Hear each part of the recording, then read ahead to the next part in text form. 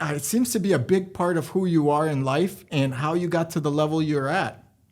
Yeah, so after I graduated college, that was the 1990s, mid 90s. Everybody wanted to be, not everybody, but I certainly wanted to be in Wall Street. That's where it was. That was the days of Wall Street, the movie with Gordon Gekko, and seemed really cool. So the first thing I did is I became a stockbroker, and from there I pivoted into some investment banking.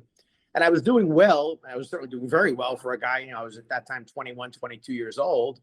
But I always knew that I was only going to get paid based on commissions and trades. And it didn't have longevity because I said, I'll have to work forever. So it kind of drew me to find a path of what people now refer to as cash flow. But to me back then, it was how could I have investments that could help me retire? So I looked at everything back then. I was looking at everything from payphones and ATM machines and anything you could think of. But as I was driving by a lot of times, this was the mid 90s, people didn't really want to own properties. I kept on seeing a beautiful warehouse property for sale. And back then it just had a for sale sign. So I called the sign. I talked to them. It was actually a bank out of Canada and they foreclosed on the property. And they said, yeah, we have it and we'll lend you on it if you want to buy it, but we want to sell it. So they wanted 600,000. I negotiated them all the way down to 575. And I felt like I made my first $25,000 there. But I bought the deal. It wasn't that I had a vision at that point in time, but being some real estate guy or one day owning a management company, owning so much real estate, I just figured out that if I bought this property and paid off the mortgage in 20 years, I was 25 at the time. I said at 45, I'd be able to retire with this. So I bought the first one. And within 6 months, we filled the property up. It had some vacancies. The existing leases had to be rewritten because there was a foreclosure. So we rewrote those leases. We cleaned the property up. It was a new property. So we cleaned it up as best we could. And December of that same year, 6 months later, we refinanced it. It appraised for 800,000. So I got $600,000 back. So I got all my money back, plus I think it was like $12,000, $13,000 after closing costs.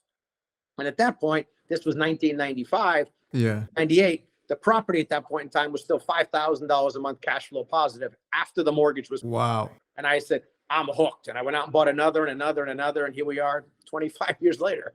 So it sounds like you added value to that property, renegotiated some leases or had to reduce some leases to add value, and then leveraged the property to buy your second or third and so forth and so on property. Is that correct? 100% correct. Is that I've done that a few times over. Now in the Bay Area, it's very similar to Miami. I think we had a boom that's a little bit before your boom, or you guys had several booms, I would say. But I've done that and owned several properties. Is that a good way, while we're on that topic, to really build up your real estate portfolio? Constantly leverage, invest in another property as a tangible asset. Yeah, for me, it's worked very well. And that's what I recommend people do. A lot of people want to buy real estate. And I've come across this over the many, many years I've been doing this. And they want something out of the real estate. So they'll say, well, I want to buy this property. And if it throws off $5,000 a month, I'm going to go buy a vacation home or I'm going to buy a boat. Mm-hmm. I just believe you got to keep reinvesting that money into more and more real estate, into renovating your properties and buying more. So I've done without a lot of those luxuries because they don't excite me as much. And I kept on buying more and more real estate. But you know what? I love that. I need to, just you saying that, I need to switch my mindset to passing up on a few Rolexes or something and really just saying, hey, what do I really want to pass down to the family or et cetera? That's great. All right, let's talk about some of the biggest challenges and rewards in being a commercial real estate investor and an entrepreneur such as yourself. But what happened to me is, and this is one of the lessons I like to share with everybody, is I was very young. And then when 2000 hit, people who are around then remember, that's when the tech bubble burst. Yep. Prior to that, it was kind of like cryptocurrencies a couple of years ago. Everything went straight up. So I kind of thought I was a genius because every stock I bought went up. And then when it stopped going up, I was paying managers more money to manage my properties than I was earning.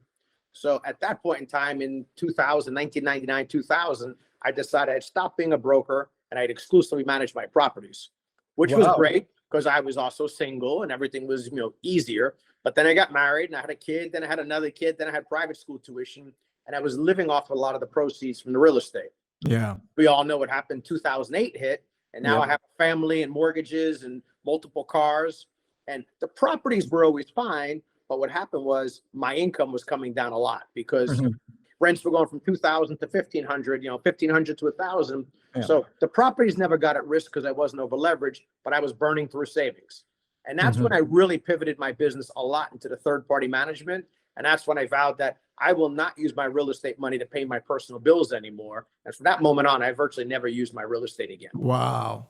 So you basically, so it sounds to me that you created a property management company. So you had another passive income of not only having your properties, but also you would manage other properties as well. Is that correct? Correct. That's what we still do to this day.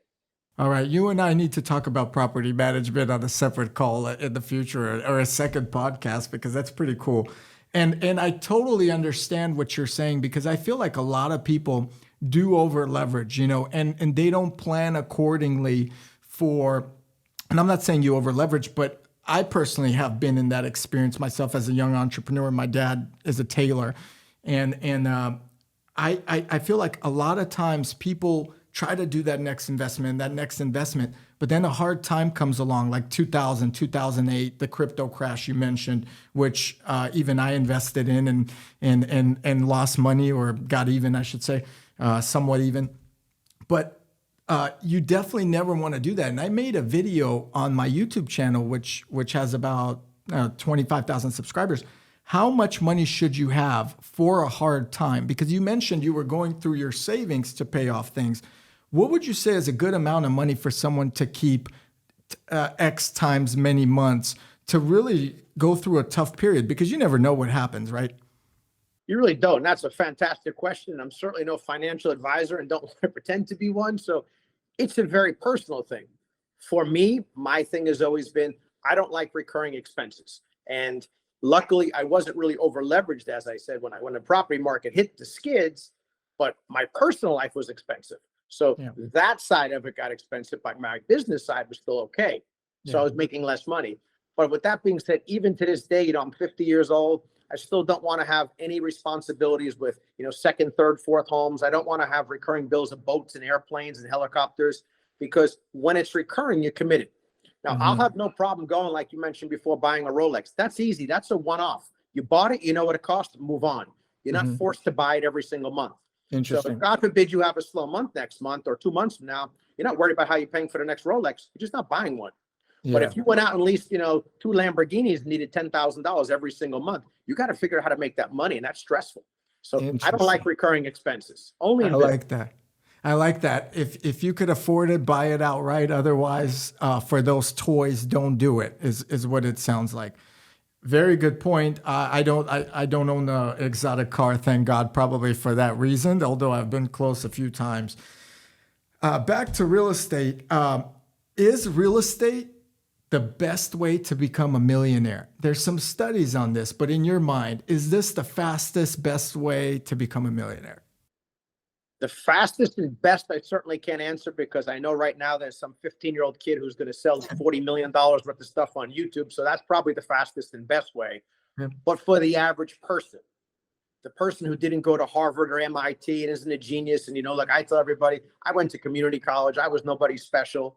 And if you watch my videos, I'm still doing all the same stuff, but everything I'm doing, anybody could do. So with that, it is the path of least resistance. It's also fantastic because when you earn money in real estate and you build equity in a property, it doesn't go in your hand. And what I've learned over time is that if you have a brokerage account, whether it's cryptocurrency, stocks, bonds, it doesn't really matter. Even if it's your YouTube channel, and every month somebody's showing you the bank balance and it's liquid, and your bank balance goes from 1 million to 2 million to 3 million, you start feeling really rich. And guess what? You could write a check. I can't do that with my real estate, so I don't feel that. I don't get a statement. I can't go on my iPhone every day and see the value of my portfolio, but I can on my stocks. So it starts to mess with your head. Whereas the real estate, the reason guys get rich is it's very slow money and they don't think about it, because I can't go to to Rolex right now and say, I want a property. I'll write a check against my property. It doesn't work that way, but I can write a check for my Goldman Sachs account. So that's the difference. Yeah. And, I want to add to that. For me, I've always, owning several properties myself, I've always felt like it's such a less volatile investment as well in some cases. It really takes a big turn in the economy or something crazy to offset what you feel you still have in the back pocket that you could get rid of. And we mentioned Rolex several times as well. I do feel that way about Rolex. You mentioned it's a one-time purchase, but buying the right Rolex as well, and I have some videos out on my channel, that's also an investment. When I buy that Rolex, I know that my Rolex is going to sell for what I bought it for, if not more, versus maybe a Lamborghini that, although the car market had its peak, is back down to where it is, in reality, and it's going to depreciate. Real estate's solid as well. All right, very cool.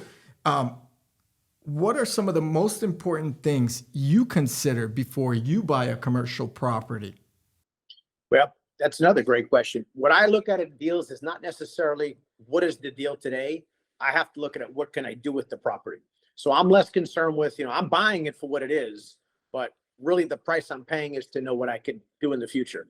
So I'm looking for opportunities. I'm not going to go out. I'm not the guy who's going to buy the Class A beautiful shopping center that someone just built and that it has, Starbucks and Chipotle and, a brand new grocery store. There's no way for me to add any value. So for me, that's a bond. And when you buy those kind of properties, like a triple net property, all you're really doing is hoping these tenants don't go out of business. But I will tell you, they do go out of business and they do move.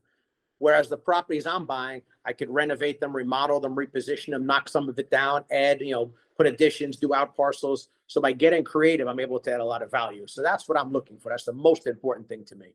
Thank you for sharing that, Todd.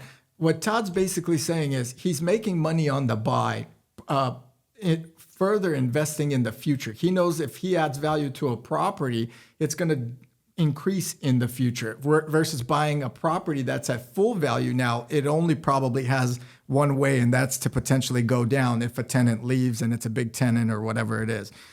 So that's pretty cool. And I've done the same thing. I've always looked to add value in my properties. I appreciate you sharing that, Todd. I think that really helps for me to see that I'm on the right path, because you definitely have more experience than me in that field. Okay, let's talk about the biggest trends in commercial real estate. And I'll give you a little pretext.